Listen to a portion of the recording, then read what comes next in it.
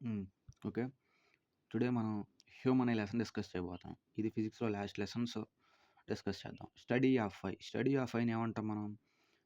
I గురించి చదివే అధ్యయనాన్ని లేదా ఐ గురించి మనం తెలుసుకోవాలనుకునే స్టడీని మనం ఏమంటాం అంటే ophthalmology. Study of I. Ophthalmology deals with study of I. So, ఇది ఐ యొక్క బేసిక్ డయాగ్రామ్. సో, ఇందులో కొన్ని పార్ట్స్ ఉంటాయి. అంటే ఇలా కార్నియా అంటే ఏంటి? ప్యూపిల్ అంటే ఏంటి? ఐరిస్ అంటే ఏంటి? లెన్స్ అంటే ఏంటి? ఈ సీలియరీ మజిల్స్ అంటే ఏంటి? రెటీనా అంటే ఏంటిది? ఆప్టిక్ నర్వ్ అంటే ఏంటిది? చూద్దాం. వీటి వల్ల ఏం ఉపయోగాలని. First cornea. It is transparent and front part of eye. Transparent ఏంటి? అంటే ఏంటి? క్లియర్‌గా ఉండేది. ఇది క్లియర్ అంట మరియు ఐ యొక్క ఫ్రంట్ పార్ట్‌లో ఉంటదంట. ఇది గనక మనం ఐ అనుకున్నాం అనుకో ఫ్రంట్ పార్ట్ ఇది. సో, ఐ యొక్క ఫ్రంట్ పార్ట్‌లో ఉంటుందంట.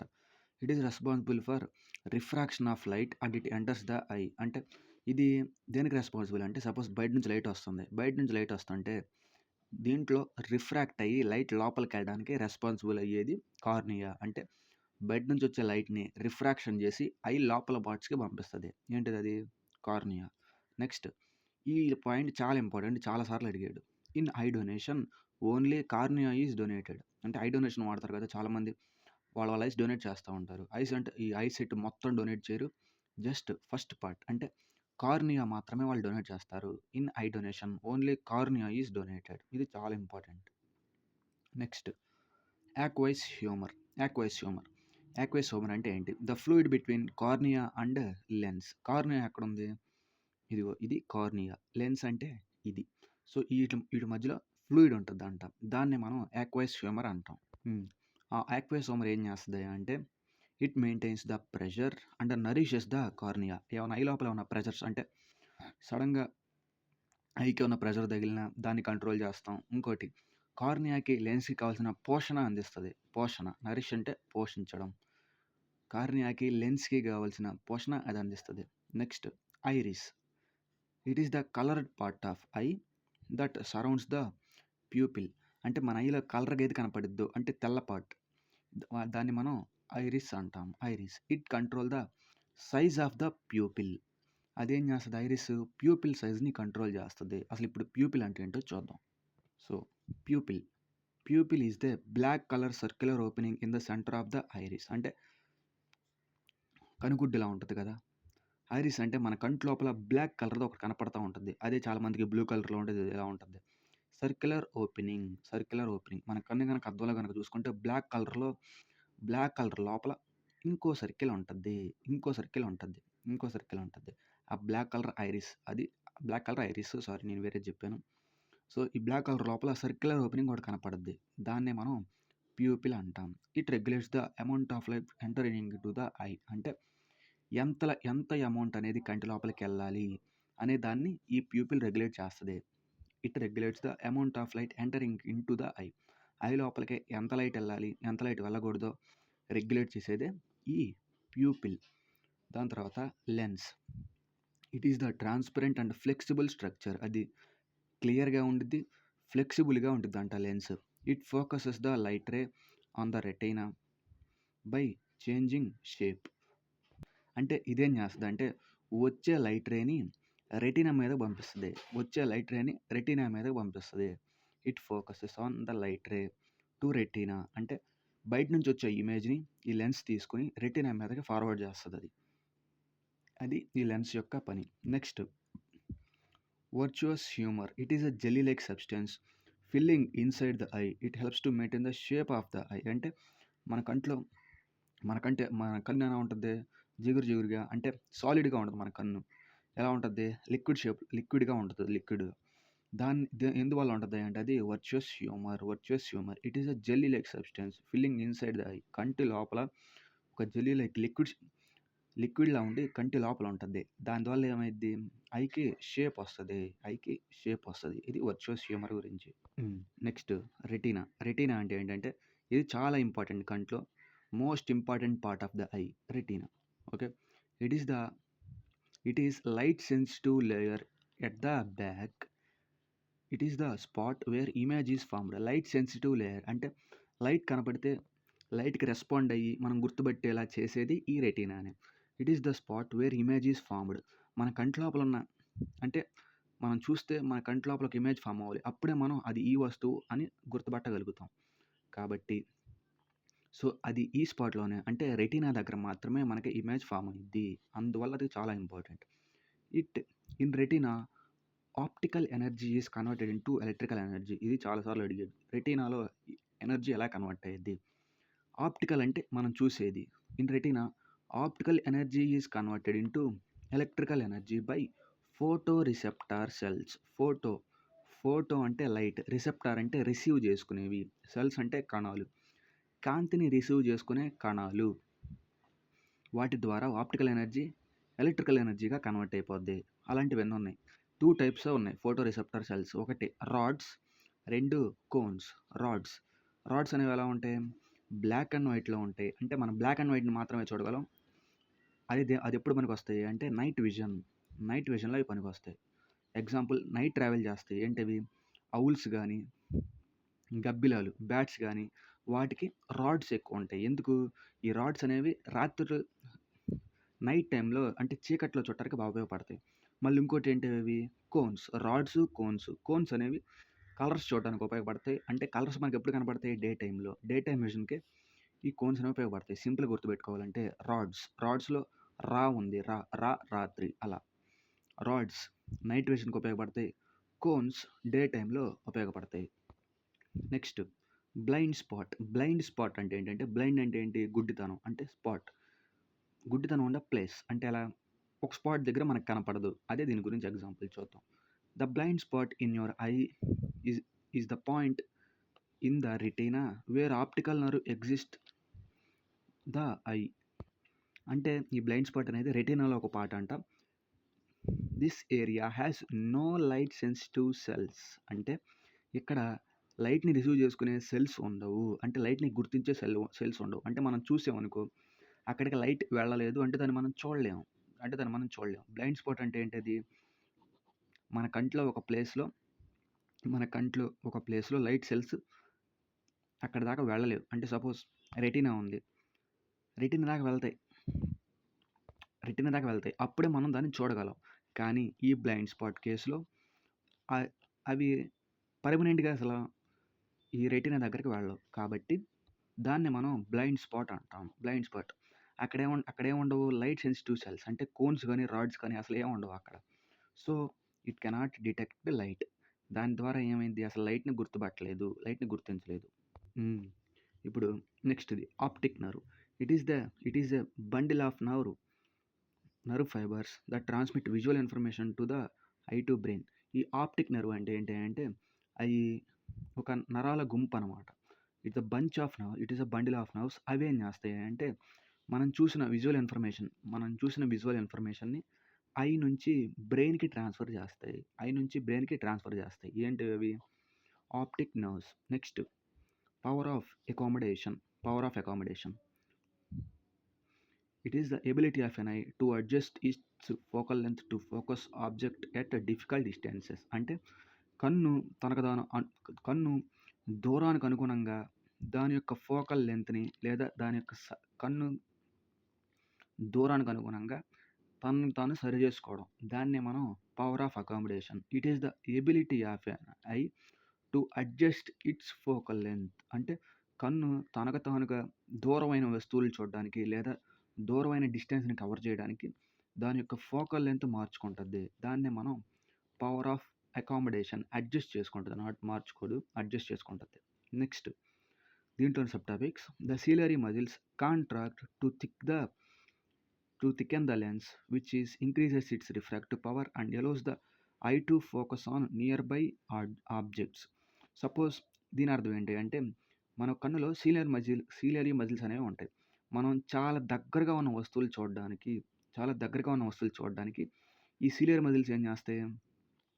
లెన్స్‌ని థికెన్ చేస్తాయి. అంటే లెన్స్‌ని బాగా తగ్గిస్తాయి. ఇలా అంటే బాగా స్ట్రెచ్ చేస్తాయన్నమాట.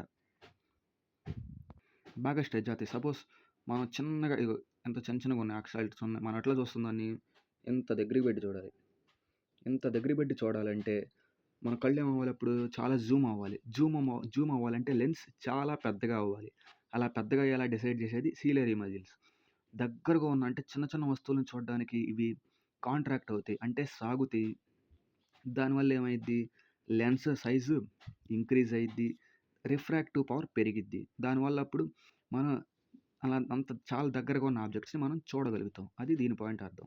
దీనికి ఆపోజిట్ కేస్ అంటే చాలా దూరంగా ఉన్నాయి. సపోజ్ మనం దూరంగా ఉన్న వస్తువుల్ని ఎలా చూస్తాం? సింపుల్‌గా రిలాక్స్‌డ్ ఐతో చూస్తాం. అంటే మనం గట్టిగా కళ్ళు తెరవక్కర్లేదు. జస్ట్ చూస్తే సరిపోద్ది. సో, అదే ఇక్కడ చెప్తున్నాడు. The ciliary muscles relax to flatten the lens. Ciliary muscles అనేవి రిలాక్స్ అయిపోతాయంట. లెన్స్‌ని ఏం కదిపిస్తా ఉండవు. ఎందుకు? Which decreases its refractive power allows the eye to focus on distant objects. అంటే దూరంగా ఉన్న వస్తువులకి పెద్దగా కష్టపడకుండా జస్ట్ ఆ లెన్స్‌ని ఇంత పెద్దగా ఉండాల్సింది జస్ట్ కొంచెం చిన్నగా చేస్తాయి. రిలాక్స్ చేసేస్తాయి. ఎందుకు? దూరం ఉన్న వస్తువులు చూడడానికి మనం అంత కళ్ళు బాగా పెద్దగా తెరవక్కర్లా, అంత స్ట్రెస్ చేయక్కర్లా.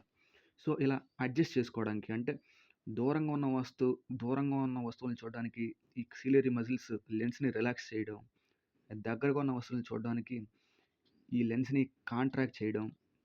ఇలా ఈ మొత్తం ప్రాసెస్‌నే పవర్ ఆఫ్ అకామిడేషన్ అంటాం. ఇక్కడ ఏం చేస్తున్నాం మనం? కన్నుని వాటి యొక్క డిస్టెన్స్‌కి అనుగుణంగా అడ్జస్ట్ చేస్తాం. సో, ఇది పవర్ ఆఫ్ అకామిడేషన్ అంటే. సో, ఇలా చూడటం వల్ల కొన్నిటికి డిఫెక్ట్స్ వస్తాయి. అంటే మనం చాలామందికి శుక్లాలు అంటారు, ఇవి అంటారు, అయన్నీ అంటూ ఉంటారు కదా! సో, అవన్నీ డిఫెక్ట్స్ అనమాట ఐకి. సో, ఇప్పుడు ఒక్కొక్కటి డిస్కస్ చేద్దాం. Defects of eye. ఓకే. ఇప్పుడు డిఫెక్ట్స్ ఆఫ్ ఐ చూద్దాం. First myopia. మయోపియా అంటే ఏంటంటే నియర్ సైటెడ్‌నెస్. మయోపియా. దీని అర్థం ఏంటంటే you can see the object that are nearby clearly but have difficulty in seeing objects far away. అంటే myopia అంటే ఏంటంటే తన దగ్గరగా ఉన్న వస్తువులను తను చూడగలుగుతాడు. కానీ దూరంగా ఉన్న వస్తువుల్ని తను చూడలేదు. కాబట్టి దాన్ని మనం నియర్ సైటెడ్‌నెస్ అంటాం. మయోపియా. నియర్ సైటెడ్ అంటే దగ్గరగా ఉన్న వస్తువులు మాత్రమే చూడగలుగుతాడు. దూరం వస్తువుని చూడలేడు. సో, అప్పుడు ఏమైద్ది అంటే ఇమేజ్ సింపుల్‌గా చెప్పాలంటే ఇది ఇమేజ్ అనుకో, అది రెటీనా మీద పడదు. జస్ట్ రెటీనాకి కొంచెం ముందు ఆగిపోయిద్ది. ఇది ఆబ్జెక్ట్, దాన్ని మనం చూస్తాము. కానీ అది మనం ఆ ఆబ్జెక్ట్ యొక్క ఇమేజ్‌ని రెటీనా మీద పడితేనే మనం చూడగలుగుతాం. ఈ కేసులో ఏమైద్ది అంటే ఆబ్జెక్ట్‌కి ఇమేజ్ రెటీనాకి ముందు పడిద్ది. కాబట్టి ఈ దాన్నేమంటాం కరెక్ట్ చేయడానికి అంటే దీనికి ఒక సొల్యూషన్ ఏంటి అంటే కాన్కేవ్ లెన్స్. అంటే మయోపియా డైరెక్ట్ క్వెషన్ అడుగుతాడు. Myopia is corrected by concave lens. Concave lens పెట్టినప్పుడు ఏమైద్ది అంటే అప్పుడేమైద్ది కరెక్ట్‌గా ఎళ్లి పడిపోద్దనమాట. కరెక్ట్‌గా వెళ్తది. ఎందుకు? ఇక్కడ షార్ట్ అయింది. ఈ లెన్స్ కనుక మనం పెట్టామనుకో కాన్కేవ్ లెన్స్ దేనికి పెట్టిద్ది? దేనికి సమానం? కాన్వెక్స్ మిర్రర్‌కి. కాన్వెక్స్ మిర్రర్ ఎప్పుడు ఇమేజ్ బయట ఫార్మ్ చేస్తది కదా! అంటే ఉన్నదానికంటే కొంచెం వెనకాల ఫార్మ్ చేస్తది. కాబట్టి మనకు కావాల్సింది అదే. మనకి ఇక్కడే ఫార్మ్ అవుతుంది నార్మల్‌గా. కాబట్టి మనకి వెనకాల ఫార్మ్ అవ్వాలి కాబట్టి మనం కాన్కేవ్ లెన్స్ మాత్రమే వాడతాం. షార్ట్‌కట్. మయోపియాలో కాన్కేవ్‌లో cave. Myopia is corrected by concave lens. ఇది near sightedness myopia. Next hypermetropia అంటే దీనికి ఆపోజిట్ ఫార్ సైటెడ్‌నెస్. అంటే you can see the object that are far away but have difficulty seeing objects that are close. అంటే నువ్వు దూరంగా ఉన్న వస్తువులు అంటే మనం ఈ డిఫెక్ట్ ఉన్నోళ్ళు దూరంగా ఉన్న వస్తువులను చూడగలుగుతారు. కానీ దగ్గరగా ఉన్న వస్తువులను చూడలేరు. అంటే ఈ కేసులో ఏమైద్ది అంటే ఇమేజ్ రెటీనా వెనక పడిద్ది. దాన్ని కరెక్ట్ చేయడానికి మనం ఏం వాడతాం అంటే ఇక్కడ కాన్కేవ్ లెన్స్ వాడాం. ఇక్కడ కాన్వెక్స్ లెన్స్ వాడతాం. కాన్వెక్స్ లెన్స్ కోడ్ ఎలా గుర్తుపెట్టుకోవాలి? హైవెక్స్ హైపర్మెట్రోపియా కాన్వెక్స్ లెన్స్. సో, ఇది హైపర్మెట్రోపియా. సో, ముసలోళ్ళకి ఈ 2 కలిసి వస్తాయి. ఎలా? ఈ మయోపియా వస్తది, హైపర్మెట్రోపియా వస్తది. ఆ 2 కలిసి వస్తే వాటిల్ని ఏమంటాం అంటే ప్రెస్బయోపియా. ఓకే. ప్రెస్బయోపియా చూద్దాం. The gradual loss of eye ability to focus on nearby objects in presbyopia the lens of eye hardens with the age. అంటే ముసలితనం పెరిగే కొద్దీ ఐ చూసే ఎబిలిటీ కోల్పోతుంది. అంటే దగ్గరకు ఉన్న ఆబ్జెక్ట్స్‌ని, దూరంగా ఉన్న ఆబ్జెక్ట్స్‌ని ఇలా కోల్పోతాం. అంటే దాని యొక్క ఎబిలిటీని కోల్పోద్ది. సో, ఇది ఎప్పుడు వస్తది? అబోవ్ 50 ఇయర్స్ దాటితే ఈ ప్రెస్బయోపియా అనే వ్యాధి ఐకి వస్తది. సో, దీన్ని ఎలా కరెక్షన్ చేస్తాం? 2 లెన్స్‌లు వాడతాం. అంటే కాన్వెక్స్ లెన్స్ వాడతాం, కాన్కేవ్ లెన్స్ 2 వాడతాం. దీన్నే మనం ఏమంటామంటే బైఫోకల్ లెన్స్ అంటాం. Bifocal lens. ఇంకో డిసీజ్ చూద్దాం ఇప్పుడు. హ్మ్. చూద్దాం. గ్లకోమా. గ్లకోమా వ్యాధి. Damages the I optic nerve. ఈ ఆప్టిక్ నర్వ్ ఏం చేస్తది? మనం చూసిన ఇన్ఫర్మేషన్‌ని బ్రెయిన్‌కి ట్రాన్స్‌ఫర్ చేస్తది. చూసిన ఇన్ఫర్మేషన్‌ని బ్రెయిన్‌కి ట్రాన్స్‌ఫర్ చేస్తుంది. సో, గ్లకోమా అనే వ్యాధొస్తే ఐ యొక్క ఆప్టిక్ నర్వ్ దెబ్బతింటద్ది. దీనివల్ల ఏంటిది? మనం చూసిన ఇన్ఫర్మేషన్ బ్రెయిన్‌కెళ్ళదు. మనం బ్రెయిన్‌కెళ్తేనే కదా అది ఏ వస్తువో గుర్తించేది. అంటే దీని అర్థం ఏందంటే, ఈ గ్లకోమా వ్యాధొస్తే మన ఐ సైట్ తగ్గిపోద్ది. మనకి బ్లైండ్‌నెస్ వస్తది. అదే ఇక్కడ చెప్తున్నాడు. This causes eye pressure to increase leading to permanent vision loss. So, మన ఇన్ఫర్మేషన్ చూసింది మొత్తం అక్కడే ఉండి, మొత్తం ఐ మీద ప్రెషర్ పడిపోద్ది. అలా ప్రెషర్ పడిపోవడం వల్ల ఏమైద్ది? Leading to permanent vision loss. కన్ను మొత్తం అంటే అది కంటి చూపు శాశ్వతంగా పోద్ది. Glaucoma is generally hereditary. Hereditary అంటే ఈ గ్లకోమా అనేది వంశపారంపర్యంగా వ్యాపిస్తుంది. అంటే కంటిగ్యూస్ డిసీజ్ కాదు, కమ్యూనికేబుల్ డిసీజ్ కాదు. హెరిడెటరీ. ఇది హెరిడెటరీ డిసీజెస్. అంటే వంశపారంపర్యంగా వస్తా ఉంటాయి. ఇది ఇన్‌క్యూరబుల్. అసలు దీనికోసం ఇదొస్తే మందే లేదు. సో, ఈ గ్లకోమాని గుర్తించడానికి అంటే ముందు స్టేజ్‌లో గుర్తించొచ్చు. మనకు ఆల్రెడీ తెలుసు prevention is always better than cure. అంటే ముందు జాగ్రత్త తగ్గింపు కంటే అంటే ముందు జాగ్రత్త తగ్గింపు కంటే బెస్ట్ అంట. అంటే వస్తే క్యూర్ అయిద్దని అలా ఆలోచించడం కంటే రాకుండా చూసుకోవడం better. Prevention is always better than cure. కాబట్టి ఇలా ఉన్నప్పుడు ఏం చేస్తాం అంటే మనం టోనోమెట్రీ అనే టెస్ట్ ఒకటి చేస్తారు. ఎందుకు? గ్లోకోమా వస్తే అది ఏ స్టేజ్‌లో ఉంది? దాన్ని చిన్నప్పుడే ఆపేస్తే సో ఐ సైటెడ్‌నెస్ కొంచెం ఇంక్రీజ్ అయ్యిద్ది. ఐ సైట్‌నెస్ కొంచెం ఇంక్రీజ్ అయ్యిద్దని ఈ గ్లకోమాకి ఈ టోనోమెట్రీ అనే టెస్ట్ చేస్తారు. Next trachoma. ఇది గ్లకోమా, ఇది trachoma. Caused by infection with bacterium చాలా క్లామైడా ట్రాకోమాటిస్. ట్రకోమా అనేది ట్రాకోమాటిస్ అనే బ్యాక్టీరియా ద్వారా వస్తది. ఇది మొత్తం గుర్తుపెట్టుకోకర్లా. ఈ ట్రాకోమాటిస్ అనే ఒక ఇన్ఫెక్షన్ ద్వారా అంటే ఒక బ్యాక్టీరియా ద్వారా ఈ ఇన్ఫెక్షన్ అనేది వస్తుంది. Leads to corneal clouding and scarring which is responsible for irreversible vision loss. అంటే కార్నియా దగ్గర ఒక చిన్న క్లౌడ్‌లా ఏర్పడిపోద్ది. అంటే లేదా కార్నియాని డ్యామేజ్ చేస్తది. దీనివల్ల ఏమైద్ది? విజన్ లాస్ అయిపోద్ది. అంటే మన కంటి చూపు పోద్ది. ఇది ట్రకోమా. Next colour blindness. ఇప్పుడు చూద్దాం. When a person has difficult to seeing certain colours correctly. అంటే ఈ కలర్ బ్లైండ్‌నెస్ ఎవరికి ఉంటది అంటే కొంతమంది మనుషులు ఉంటారు. వాళ్ళు కొన్ని కలర్స్‌ని మాత్రమే సరిగ్గా చూడలేరు. సరిగ్గా గుర్తుపట్టలేరు. It is hereditary in condition. అంటే వంశపారంపర్యంగా కూడా ఈ కలర్ బ్లైండ్‌నెస్ వస్తది. It happens when cone cells are in the retina are missing or not working properly. ఇది ఎప్పుడు వస్తది అంటే మనకి ఫోటో రిసెప్టర్ సెల్స్ 2 ఉన్నాయని చెప్పుకున్నాం. ఏంటివి? Cones, rods. రాడ్స్ ఏమో నైట్ విజన్‌కి, కోన్స్ ఏమో డే విజన్‌కి. సో, ఈ కోన్స్ అనేవి కలర్స్ గుర్తుపట్టడానికి మనం వాడతాం. కాబట్టి కలర్ బ్లైండ్‌నెస్ అంటే వాడికి కంట్లో కోన్ సెల్స్ తక్కువైనా ఉండాలి. లేదా అవి సరిగ్గా వర్క్ చేయకుండా అయినా ఉండాలి. అది కలర్ బ్లైండ్‌నెస్ అంటే. ఇది ఇన్‌క్యూరబుల్, ఇర్రివర్సిబుల్ అంటే hereditary disease. Next cataract. The lens of the eye became cloudy and vision becomes blur. This could happen as the protein in the lens break down and dump together. అంటే ఇదేమైంది అంటే lens ముందు ఒక cloud లాగా ఒక మేఘం లాగా కనపడుతుంది. శుక్లా అంటారు తెలుగులో. సో మనకి ఐ లెన్స్ ఉంటుంది కదా, దాని ముందు ఒక మేఘం లాగా తెల్ల మేఘం లాగా కనపడుద్ది. సో దానివల్ల ఏమైద్ది? మనం చూడాలనుకునే దానికి కొంచెం అడ్డొచ్చి మనం మొత్తం దాన్ని చూడలేం. జస్ట్ ఒక బ్లర్ ఫేజ్ మనకు కనపడుద్ది. And vision becomes blurry. This could happen on the ఇది ఎందుకు వచ్చిద్ది అంటే ఈ ప్రోటీన్‌కి అందవలసిన ఈ లెన్స్‌కి అందవలసిన ప్రోటీన్ ఏమైద్ది అంటే బ్రేక్ అయిపోయి అక్కడే డంప్ అయ్యిద్ది. అలా డంప్ అవ్వడం వల్ల ఈ శుక్లాలు అనేవి ఫామ్ అవుతాయి. దాన్నే మనం క్యాటరాక్ట్ అంటాం. సో ఇది ఐ యొక్క డిసీజెస్ అంటే డిఫెక్ట్స్. నెక్స్ట్ ఇప్పుడు లైట్ గురించి మనం డిస్కస్ చేద్దాం. Refraction of light through prism ద్వారా లైట్ వెళ్ళినప్పుడు రిఫ్రాక్షన్ అనేది ఏ ప్రాసెస్లో ఉండిద్ది, ఎలా ఉంటుంది? When light passes through a prism అంటే ఒక గ్లాస్ షేప్ ట్రయాంగిల్లో ఉంటుంది. అంటే ఏ షేప్లోనే ఉంటుంది, కాకపోతే గ్లాస్తో మేడ్ అయి ఉంటుంది prism. If you search in Google you will get it. So ఇది గ్లాస్తో తయారు చేయబడి ఉంటుంది. ఒకవేళ మనం లైట్‌ని గనక అందులోకి పంపితే ఇట్ అండర్‌గోస్ ద రిఫ్రాక్షన్. అదేమైద్ది లైట్ రిఫ్రాక్ట్ అయిద్ది. అంటే బెండ్ అయిద్దనమాట. Which means it bends as it changes its speed in move from one medium to another. మనం బేసిక్ చెప్పుకున్నాం. రిఫ్రాక్షన్ జరిగినప్పుడు ఏమైద్ది? ఒక మీడియంలో నుంచి ఇంకో మీడియంకెళ్ళినప్పుడు ఈ లైట్ యొక్క స్పీడు, డైరెక్షన్ తగ్గుతాయి లేదా పెరగొచ్చు అని మనం చెప్పుకున్నాం. అదే ఇక్కడ చెప్పాడు. ఒక లైట్‌ని మనం ప్రిజంలోకి పంపించినప్పుడు అది రిఫ్రాక్షన్‌కి గురైద్ది. దాని ద్వారా ఏమైద్ది? లైట్ బెండ్ అయ్యి దాని యొక్క స్పీడ్‌ని, డైరెక్షన్‌ని మార్చుకుంటుంది. ఎందుకు? ఒక మీడియం నుంచి ఇంకో మీడియంకెళ్తుంది. This bending occurs light travels at different speeds in different medium. అలా ఎందుకు బెండ్ అయిద్ది అంటే లైట్ అనేది ఒక మీడియం నుంచి ఇంకో మీడియంకెళ్తున్నప్పుడు లైట్ బెండ్ అవ్వడం జరుగుతుంది. So more wave length less deviation. అంటే వేవ్ లెంత్ ఎక్కువ ఉందనుకో డీవియేషన్ తక్కువ. ఇప్పుడు ఇది చూద్దాం.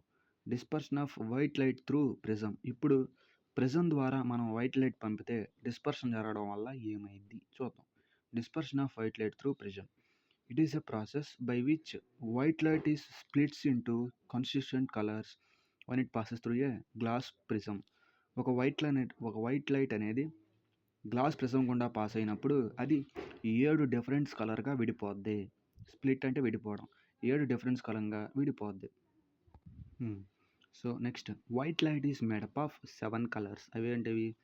Violet, indigo, blue, green, yellow, orange, red. VIBGYOR. VIBGYOR ఇది order. Violet, indigo, blue, green, yellow, orange, red ఇవన్నీ కలిపితే మళ్ళీ వైట్ వస్తుంది. అందుకే వాడేమన్నాడు? వైట్ లైట్ ఒక ప్రిజం గుండా గ్లాస్ ప్రిజం గుండా పాస్ అయినప్పుడు వైట్ లైట్ 7 డిఫరెన్స్ కలర్గా విడిపోతుంది. కాన్స్టెంట్ కలర్స్ అంటే అవన్నీ కలిపితే మళ్ళీ సేమ్ లైట్ రావడం. ఆ కాన్స్టెంట్ కలర్గా విడిపోతుంది. When it passes through a glass prism it slows downs and bend due to refraction. ఒక లైట్ అనేది గ్లాస్ ప్రిజంలోకి వెళ్తున్నప్పుడు రిఫ్రాక్షన్ ద్వారా అది బెండ్ అవుతుంది. As glass is denser than air. ఎందుకు అలా బెండ్ అవుతుంది? ఎందుకు బెండ్ అవుతుంది అంటే అది బయట ఎయిర్ నుంచి వస్తుంది కాబట్టి ఎయిర్ రేరర్ మీడియం, గ్లాస్ అనేది denser medium. So rarer medium నుంచి డెన్సర్ మీడియంకి వస్తే ఏమైంది? 2 వర్డ్స్ నార్మల్ అని మనం చెప్పుకున్నాం. సో అది ఇంపార్టెంట్ కాదు. సింపుల్ ఏంటంటే బయట నుంచి అంటే ఎయిర్ నుంచి లైట్ గ్లాస్లోకి ఎంటర్ అవుతున్నప్పుడు ఏమవుతుంది? వైట్ లైట్ 7 డిఫరెన్స్ కలర్గా విడిపోతుంది. అదే ఇక్కడ ఇంకో ప్రిజం పెట్టామనుకో రివర్స్లో మళ్ళీ ఇటు వైట్ లైట్ పాస్ అయిపోద్ది. అది మనం గుర్తుపెట్టుకోవాలి. Okay. Next each colour has different wave length. అంటే ఇక్కడ 7 కలర్ రిలీజ్ అయినాయి కదా, వీటి ప్రతిదానికి డిఫరెంట్ వేవ్ లెంత్ ఉంటుంది. And bends at different angles. ఒక్కొక్క యాంగిల్లో బెండ్ అవుతాయి. అంటే ఉన్న ప్రతిదానికి డిఫరెంట్ యాంగిల్స్ ఉంటాయి. డిఫరెంట్ వేవ్ లెంత్స్ ఉంటాయి. ఇప్పుడు చూద్దాం. వాటిలో రెడ్‌కి స్పీడ్ ఎక్కువ ఉంటుంది. రెడ్‌కి స్పీడ్ ఎక్కువ ఉంటుంది. రిఫ్రాక్ట్ ఇండెక్స్ తక్కువ ఉంటుంది. అదే వైలెట్‌కి అనుకో స్పీడ్ తక్కువ, రిఫ్రాక్టివ్ ఇండెక్స్ ఎక్కువ. ఇది ఇంపార్టెంట్. ఇవి చాలా ఇంపార్టెంట్ కేసెస్. ఇప్పుడు చూద్దాం. రెడ్‌కి వేవ్ లెంత్ చాలా ఎక్కువ ఉంటుంది. వేవ్ లెంత్ ఎక్కువ ఉంటే కిందట మనం చెప్పుకున్నాం. వేవ్ లెంత్ ఎక్కువ ఉంటే డీవియేషన్ తక్కువ. రెడ్‌కి వేవ్ లెంత్ ఎక్కువ ఉంటుంది. డీవియేషన్ తక్కువ ఉంటుంది అంటే. అదే వైలెట్‌కి అనుకో రివర్స్. వేవ్ లెంత్ తక్కువ ఉండిద్ది. అంటే డీవియేషన్ అంటే రీచ్ ఎక్కువ. రీచ్ ఎక్కువ. డీవియేషన్ అంటే ఎక్కువ స్ప్లిట్ అయిపోయి స్ప్రెడ్ అయిపోతూ ఉంటుంది వైలెట్. నెక్స్ట్ ఇవి ఎలక్ట్రోమాగ్నెటిక్ స్పెక్ట్రమ్. మనం లైట్ లెసన్లో చెప్పుకున్నాం. ఎలక్ట్రోమాగ్నెటిక్ స్పెక్ట్రమ్ అంటే నెక్స్ట్ లెసన్లో చెప్పుకుంటామని. సో ఎలక్ట్రోమాగ్నెటిక్ స్పెక్ట్రమ్ చూద్దాం. The magnetic spectrum is the complete range of electromagnetic waves according to their wavelengths and frequency. ఈ ఎలక్ట్రోమాగ్నెటిక్ స్పెక్ట్రమ్ అంటే ఏంటంటే ఎలక్ట్రోమాగ్నెటిక్స్ వేవ్ యొక్క అంటే వాటి కంప్లీట్ రేంజ్ యొక్క అంటే వాటి వేవ్ లెంత్ యొక్క కంప్లీట్ రేంజ్. అలాంటివి ఎన్ని ఉంటాయి అంటే ఎలక్ట్రోమాగ్నెటిక్ వేవ్స్ 1, 2, 3, 4, 5, 6, 7 ఉంటాయి. 7 ఉంటాయి ఎలక్ట్రోమాగ్నెటిక్ వేవ్స్ 7 ఉంటాయి. సో ఇవన్నిటిని కలిపి మనం వాటి వేవ్ లెంత్స్ ఆధారంగా అరేంజ్ చేసామనుకో అదే ఒక ఎలక్ట్రోమాగ్నెటిక్ స్పెక్ట్రమ్. ఫస్ట్ అన్నిటికంటే least radio waves.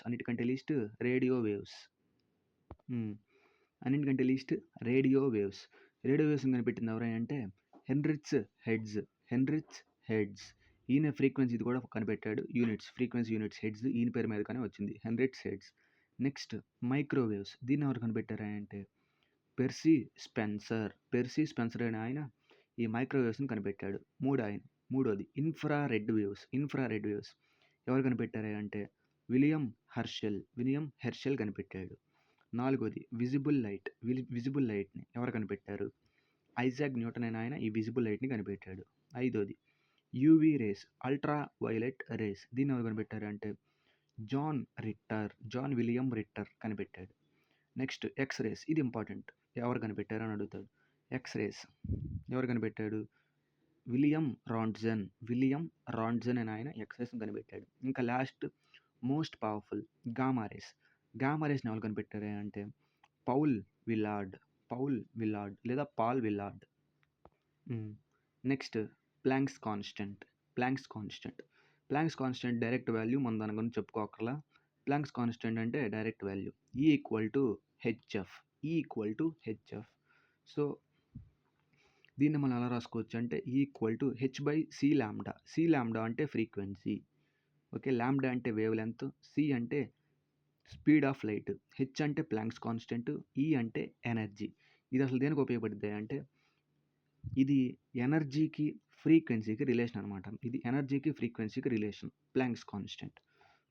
So E అంటే ఎనర్జీ, హెచ్ అంటే ప్లాంక్స్ కాన్స్టెంట్ అంటే కాన్స్టెంట్ వాల్యూ ఉంటుంది దానికి. ఏంటిది అది 6.626 into 10⁻34 joules per second.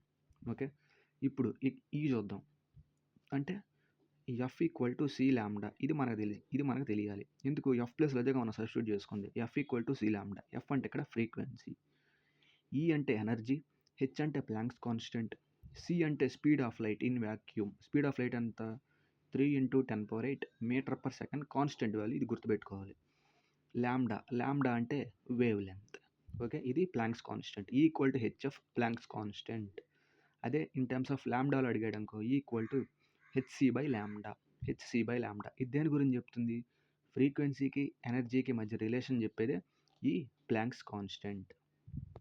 Next rainbow formation. A rainbow is formed due to refraction, dispersion and reflection of sunlight. ఇవి చాలా ఇంపార్టెంట్ క్వశ్చన్.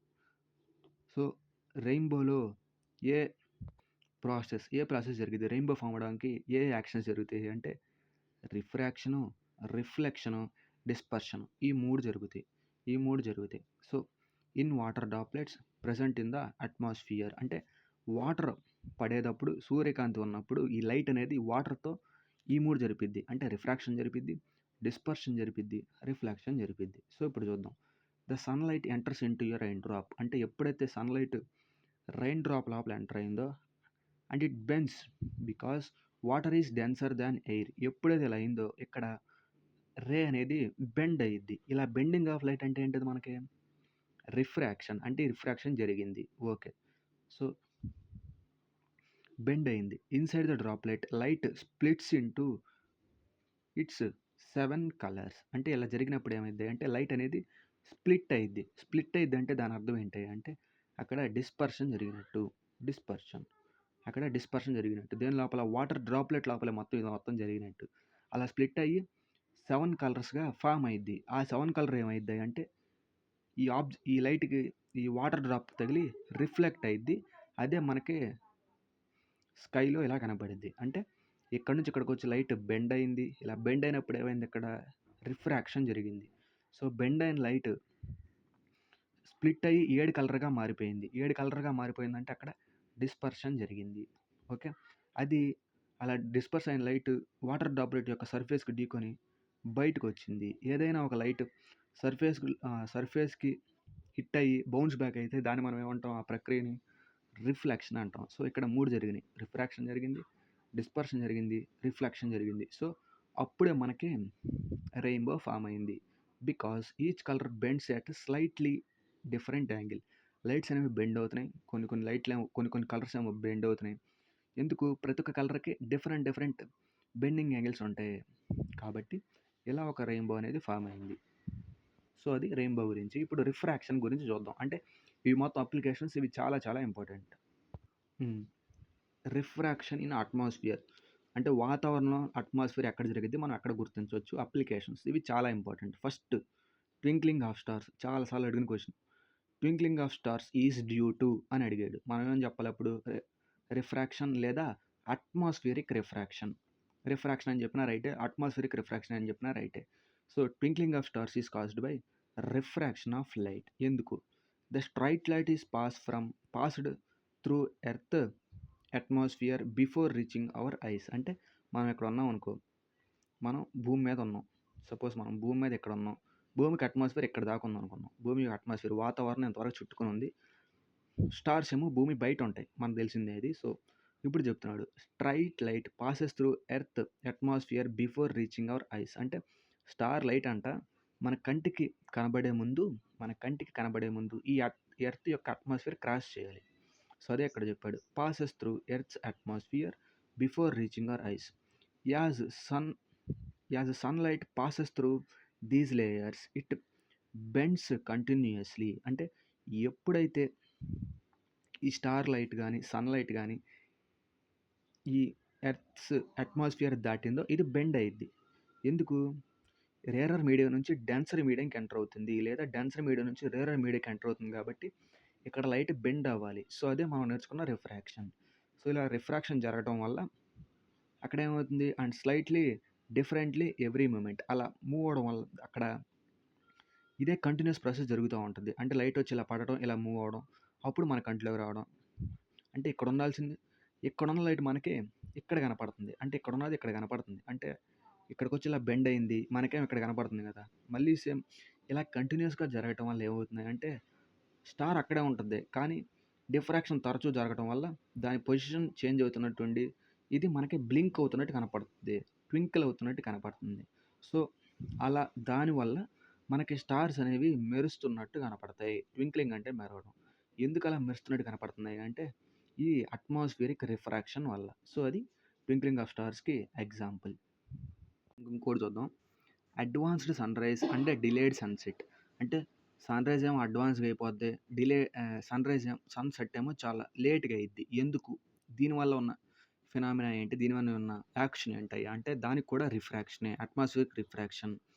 సో ఎందుకు అయ్యిద్ది? Both caused by refraction of sunlight in the earth's atmosphere. So ఈ రెండు జరగడానికి కారణం ఏంటంటే refraction process. ఎందుకు? Due to atmospheric refraction we see sun little bit earlier before the actual rises.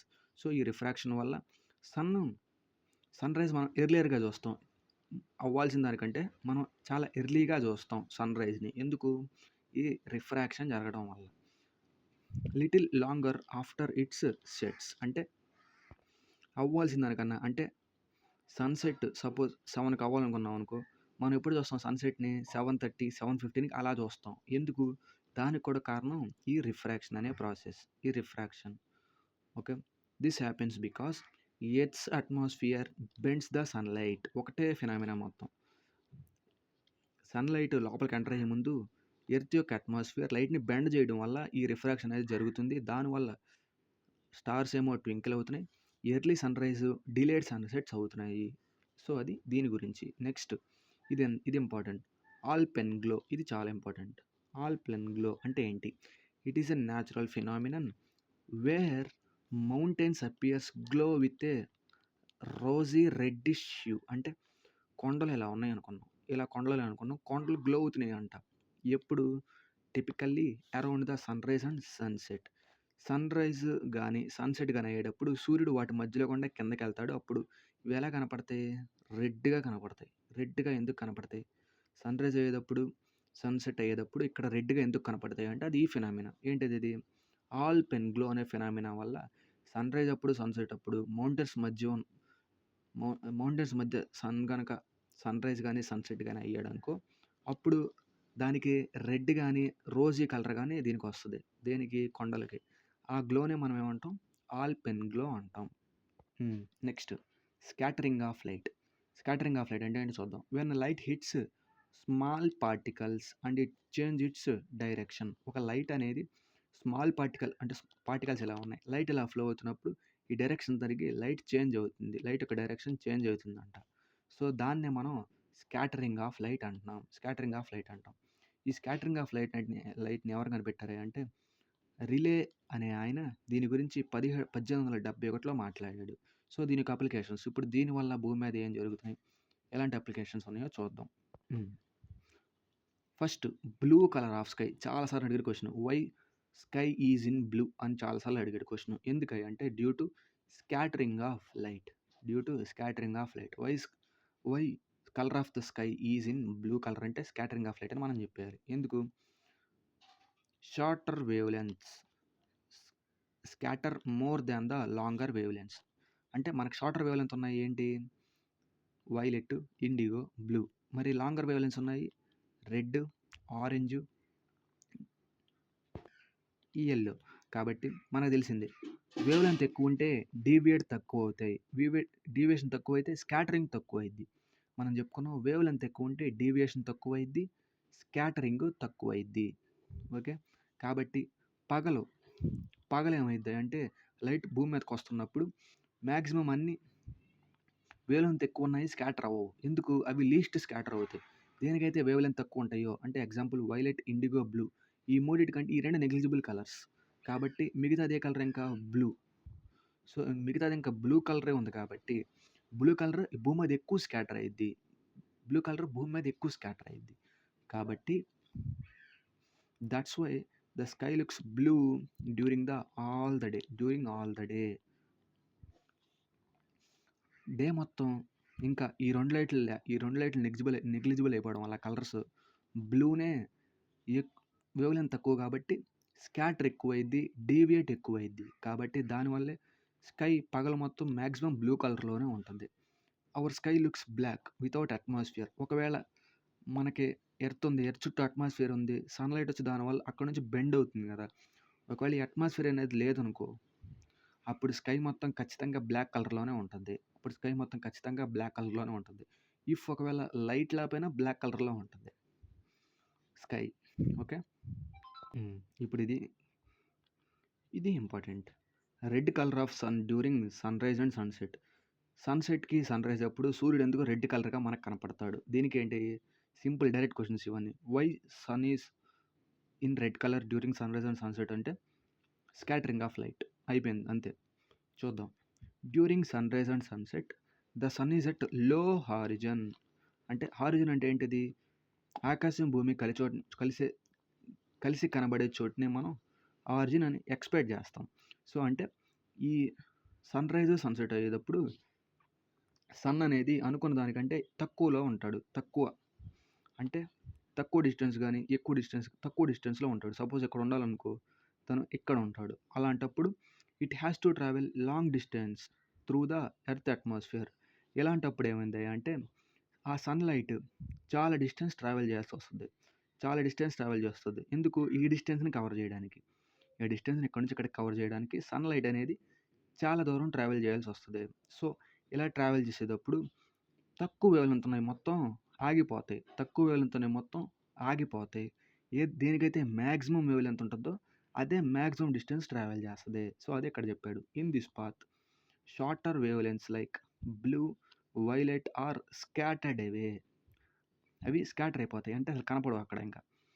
అలా షార్ట్ వేవ్ లెంగ్త్స్ ఏవైతే ఉంటాయో అవి దూరం ట్రావెల్ చేయలేవు. దేనికైతే మాక్సిమం వేవ్ లెంగ్త్ ఉంటదో అంటే while red which is scattered least. అంటే ఏదైతే ఇది తక్కువ స్కాటర్ అయ్యిద్ది. ఎందుకు? దీనికి వేవ్ లెంగ్త్ ఎక్కువ ఉండదు కాబట్టి. వేవ్ లెంగ్త్ చాలా ఎక్కువ ఉండిద్ది కాబట్టి ఇది తక్కువ స్కాటర్ అయ్యిద్ది. ఎక్కువ దూరం వెళ్ళగలిగిద్ది. While red which is scattered least have greatest wave length. That's why sun is reddish orange in these times. So, ఇలా ఎక్కువ దూరం రీచ్ అయ్యిద్ది. ఇలా మాక్సిమం దూరం రీచ్ అయ్యేటప్పటికి రెడ్ మాత్రమే ఉంటది సన్‌కి. So, that's why sunrise, sunset జరిగేటప్పుడు సన్ అనేది రెడ్డిష్ ఆరెంజ్ లేదా రెడ్డిష్ బ్రౌన్ కలర్‌లో ఉండడానికి కారణం scattering of light phenomena. Okay. ఇప్పుడు నెక్స్ట్ టిండాల్ ఎఫెక్ట్ అంటే మనం ఆల్రెడీ డిస్కస్ చేసుకున్నాం కెమిస్ట్రీలో. It is the scattering of light by particles in a colloidal or suspension which makes light becomes visible. ఇదేంటిది అంటే లైట్ మనం కొల్లాయిడ్ సొల్యూషన్‌లో గానీ, సస్పెన్షన్ సొల్యూషన్‌లో గానీ మనం పాస్ చేసినప్పుడు లైట్ అనేది స్కాటర్ అయ్యి లోపల ఉన్న లైట్ బీమ్ మనకు కనపడుతుంది. అంటే సపోజ్ ఇది ఇక్కడ నుంచి మనం టార్చ్ లైట్ వేసామనుకో, ఇవి కొలాయిడ్ కానీ సస్పెన్షన్ కానీ పార్టికల్స్ అనుకో, లైట్ ఇందులో నుంచి ఇటు బయటకు మూవ్ అయ్యిద్ది. ఈ పార్ట్ మనకు కనపడిద్ది లైట్ బీమ్. లైట్ బీమ్ అంటే లైట్ పార్టికల్స్ యొక్క గుంపు అనమాట. ఇక్కడ నుంచి మనం లైట్ వేసినప్పుడు ఇది కొలాయిడల్ సొల్యూషన్ కానీ సస్పెన్షన్ సొల్యూషన్ కానీ అయినప్పుడు మనం లైట్ వేస్తే ఆ సొల్యూషన్ ఈ లైట్ని దానిలో కూడా పాస్ చేస్తుంది. దాన్ని మనం టెండాల్ ఎఫెక్ట్ అంటాం. ఇందులో జరిగే ఫినామినా ఏంటిది? Scattering of light. వాడు అడుగుతాడు which phenomena is going on in the Tyndall effect అని అడుగుతాడు. మనం చెప్పాల్సింది scattering of light. Next, danger signals in red. ఎందుకు ప్రతిదానికి మనం ఎక్కడైనా చూస్తున్నాం, రైల్వే దగ్గర కానీ ఏరోప్లేన్స్ పైన కానీ రైల్వే సిగ్నల్స్ దగ్గర కానీ ఎందుకు రెడ్ సిగ్నలే పెడతారు? మనం బ్లూ కానీ పెట్టుకోవచ్చుగా, బ్లాక్ పెట్టుకోవచ్చుగా, గ్రీన్ పెట్టుకోవచ్చుగా. గ్రీన్ పెడతారు కానీ మ్యాక్సిమం రెడ్ ఎందుకు పెడతారు? గ్రీన్ అంటే లెట్ ఇట్ గో అంటే మనం ఖచ్చితంగా పంపించాలి, రెడ్ అంటే ఖచ్చితంగా ఆగాలి. ఎందుకు రెడ్ కలరే పెడతారు? ఎందుకంటే it has longest wave length. First ఇది, దానికి వేవ్ లెంత్ ఎక్కువ, అంటే ఎంత దూరం నుంచి అయినా క్లియర్ కనపడుద్ది. చాలా దూరం ట్రావెల్ చేస్తుంది, ఎంత దూరం నుంచి అయినా క్లియర్ కనపడుద్ది. ఫస్ట్ అందుకు. రెండోది, and it scattered at least, అంటే అది స్కాటర్ తక్కువ అవుతుంది. అంటే దాని యొక్క పార్టికల్స్ లైట్కి జరిగి డైరెక్షన్ చేంజ్ చేసుకోవు. రెడ్ లైట్ యొక్క పార్టికల్స్ వేరే పార్టికల్స్ తిరిగి లైట్ చేంజ్ చేసుకోవు. ఎందుకు? దానికి వేవ్ లెంత్ ఎక్కువ ఉంటుంది. దానివల్ల అది స్కాటరింగ్ తక్కువ అయింది. దానివల్ల ఏమైంది? Making it visible from distance, even poor visibility conditions like fog and smoke. ఒకవేళ వాతావరణంలో పొగ మంచు కప్పబడి ఉన్న రెడ్ లైట్కి ఉన్న ప్రాపర్టీస్ లాంగెస్ట్ వేవ్ లెంత్, తక్కువ స్కాటర్ అవ్వడం వల్ల ఇది చాలా దూరం అనేది మనకు కనపడుతుంది. చాలా దూరం నుంచి కూడా ఈ రెడ్ అనేది మనకు కనపడుతుంది. దానివల్ల అక్కడ డేంజర్ ఉందని మనిషి గుర్తించగలుగుతాడు. అదొక పాయింట్. అయితే రెండోది, additionally red is naturally catches the attention and signal alerts are warning, making it in the ideal colour for danger signals. So government కూడా, అంటే చాలామంది కూడా ఆల్రెడీ ఒక డిఫాల్ట్ కలర్ లాగా సెట్ అయిపోయింది రెడ్. ఎందుకు? ఏదైనా డేంజర్ ఉన్నా, సెక్యూరిటీ అలర్ట్ ఉన్నా, వార్నింగ్ అయినా రెడ్ అనేది మనం న్యాచురల్గా ప్రిఫర్ చేసేస్తారు. అక్కడ డేంజర్ ఉంది ఈ రెడ్ ఉంటే. సో అది సెకండ్ రీజన్. ఇప్పుడు ఇది లాస్ట్ టాపిక్ ఈ లెసన్లో. So total internal reflection. ఈ టోటల్ ఇంటర్నల్ రిఫ్లెక్షన్ అంటే ఏంటి? It is the phenomena where light travelling from a denser medium to less denser medium. అంటే లైట్ అనేది ఒక డెన్సర్ మీడియం నుంచి మళ్ళీ డెన్సర్ మీడియంకే వెళ్తాం, కాకపోతే దీనికంటే తక్కువ కొంచెం డెన్స్ ఉన్నది. అప్పుడు ఏమైంది? Is reflected back in to the denser medium instead of being refracted. అంటే లైట్ అనేది ఒక లైట్ అనేది డెన్సర్ మీడియం నుంచి మళ్ళీ దానికంటే తక్కువ ఉన్న డెన్సర్ మీడియంకి వెళ్తున్నప్పుడు న్యాచురల్గా అవ్వాలి, అది బెండ్ అవ్వాలి. అలా బెండ్ అవ్వకుండా మళ్ళీ రిఫ్లెక్ట్ అయిపోతే దాన్ని మనం టోటల్ ఇంటర్నల్ రిఫ్లెక్షన్ అంటాం. సో అదే వీడు చెప్పింది. When a light travelling from denser medium to A lesser denser medium. ఒక లైట్ ఉంది, ఇది డెన్సర్ మీడియమే, ఇది డెన్సర్ మీడియమే, కాకపోతే ఇది లెస్ డెన్సర్ మీడియం. ఇక్కడ నుంచి లైట్ ఇక్కడికి వెళ్ళినప్పుడు న్యాచురల్గా ఏమవ్వాలి? ఒక మీడియం నుంచి లైట్ ఇంకో మీడియంకి వెళ్ళినప్పుడు బెండ్ అవ్వడం కానీ ఏదైనా చేయాలి. బెండ్ అవ్వడం అంటే రిఫ్రాక్ట్ అవ్వాలి. కానీ అలా రిఫ్రాక్ట్ అవ్వకపోగా అది రిఫ్లెక్ట్ అవుతుంది. రిఫ్లెక్ట్ అంటే బౌన్సింగ్ బ్యాక్, వెనక్కి వస్తుంది. And it is reflected back in to the denser medium instead of being refracted. Refract అవ్వకుండా రిఫ్లెక్ట్ అవుతుంది ఇటు డెన్సర్ మీడియంలోకి. దాన్నే మనం టోటల్ ఇంటర్నల్ రిఫ్లెక్షన్ అంటాం. దానికి ఎగ్జాంపుల్స్ ఏంటివి? మిరేజ్ అంటే ఎండమావి, ఆప్టికల్ ఫైబర్, డైమండ్ స్పార్క్లింగ్. చాలాసార్లు అడిగిన క్వశ్చన్ ఇది. Why diamond sparkling? మనం అప్పుడు ఏమని చెప్పాలి? Due to total internal reflection. చాలాసార్లు అడిగాడు. ఇది ఒకటి, మిరేజ్ ఒకటి.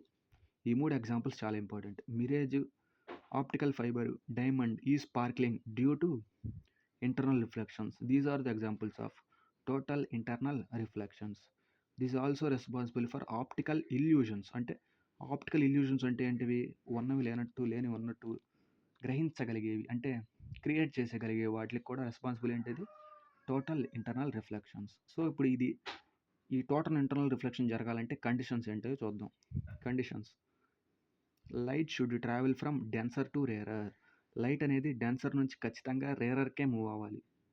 అంటే ఇక్కడ డెన్సర్ అంటే ఇక్కడ డెన్సర్ నుంచి లెస్ డెన్సర్‌కి మూవ్ అయింది. అంటే డెన్సర్ కంటే తక్కువే కదా! కాబట్టి అది రేరర్ అనుకోవచ్చు. ఈ కండిషన్ దాని ప్రకారం. ఓకే. లైట్ అనేది డెన్సర్ నుంచి ఖచ్చితంగా రేరర్‌కే మూవ్ అవ్వాలి. Angle of incidence must be greater than critical angle. Angle of incidence అంటే మనం వదిలిన లైట్ యొక్క యాంగిల్ మినిమమ్ యాంగిల్ కంటే ఎక్కువ ఉండాలి. మినిమమ్ యాంగిల్ కంటే క్రిటికల్ యాంగిల్ అంటే మినిమమ్ యాంగిల్. మినిమమ్ యాంగిల్ కంటే ఎక్కువ ఉండాలి. అప్పుడే మనకి ఈ టోటల్ ఇంటర్నల్ రిఫ్లెక్షన్ అనేది జరిగిద్ది. ఎగ్జాంపుల్స్ చాలా ఇంపార్టెంట్. సో, ఇప్పుడు ఇక్కడ మిరేజ్ అని చెప్పుకున్నాంగా ఎండమావి. ఎండమావి ఎలా ఫామ్ అయ్యిద్ది? అది చెప్పుకుంటే మనకి అయిపోద్ది. A mirage it is an optical illusion. Optical illusion అంటే దేని ద్వారా ఫామ్ అయ్యిద్ది? Total internal reflection. So it is an optical illusion caused by refraction of light through layers of the air at different temperatures. So temperatures మారేటప్పుడు లేదా కొన్ని temperatures వల్ల so light అనేది air ఒక మీడియంగా దీనివల్ల ఎయిర్ లైట్ అనేది ఎయిర్ మీడియం ద్వారా బెండ్ అయ్యి ఇలాంటి ఆప్టికల్ ఇల్యూజన్స్ క్రియేట్ చేస్తాయి. ఎయిర్లో ఉన్న లేయర్స్కి ప్రతి దానికి డిఫరెంట్ మీడియమ్స్ ఉంటాయి. సో ఓకే లైట్ అనేది ఇలా ఎయిర్లో రిఫ్రాక్ట్ అవ్వడం వల్ల ఎయిర్ లేయర్స్తో రిఫ్రాక్ట్ అవ్వడం వల్ల డిఫరెంట్ ఆప్టికల్ ఇల్యూజన్స్ క్రియేట్ చేస్తాయి. క్రియేట్ చేస్తాయి. On a hot day the layer above the grounds get warm. Okay. ఎప్పుడైతే ఒక డే సపోజ్ టెంపరేచర్ ఎక్కువ ఉంటుందో దాన్ని మనం హాట్ డే అంటాం. సో టెంపరేచర్ దేనికైతే ఎక్కువ ఉంటుందో the layer above the ground gets warm. So ground పైన ఉన్న లేయర్ అంటే గ్రౌండ్ పైన సపోజ్ ఎయిర్ లేయర్ ఇది అనుకో, ఇది గ్రౌండ్ అనుకో, గ్రౌండ్ పైన ఉన్న ఎయిర్ లేయర్ వార్మ్ అయ్యిద్ది. The light ray gets diffracted when the light moves through cold air and in to the hot layer. So ఇలా ఉన్నప్పుడు ఏమైద్ది అంటే హాట్ లేయర్ ఉంటుంది, మిగతా పైన కోల్డ్ లేయర్ ఉందనుకో, లైట్ అనేది కోల్డ్ లేయర్ నుంచి డిఫ్రాక్ట్ అయ్యి హాట్ లేయర్ మీదకి వచ్చిద్ది. ఇలా అవడం వల్ల అక్కడ ఏం కనపడుద్ది అంటే నీళ్ళు ఉన్నట్టు కనపడుద్ది. సో అదే ఎండమావి అంటే అక్కడ నీళ్ళు ఉండవు కానీ ఉన్నట్టు కనిపిస్తుంది. సో అది ఈ మిరేజ్కి ఎగ్జాంపుల్. మిరేజ్ ఎలా ఫామ్ అయ్యిద్ది అంటే ఇలా ఫామ్ అయ్యిద్ది. ఓకే. నెక్స్ట్ ఫైనల్ది యూజెస్ ఆఫ్ ఆప్టికల్ ఫైబర్. ఈ ఆప్టికల్ ఫైబర్ మనం ఇక్కడ డిస్కస్ చేసాం. ఈ ఆప్టికల్ ఫైబర్ వల్ల యూజెస్ ఏంటి, ఎక్కడెక్కడ వాడతారు అంటే టెలికమ్యూనికేషన్స్లో, కంప్యూటర్ నెట్వర్కింగ్లో, మెడికల్ అప్లయన్సెస్లో వాడతారు. టెలికమ్యూనికేషన్, కంప్యూటర్ నెట్వర్కింగ్, మెడికల్ అప్లయన్సెస్లో ఈ ఆప్టికల్ ఫైబర్స్ వాడతారు. ఇవి చాలా ఇంపార్టెంట్. సో ఆ physics chapters total physics is over. Okay then bye.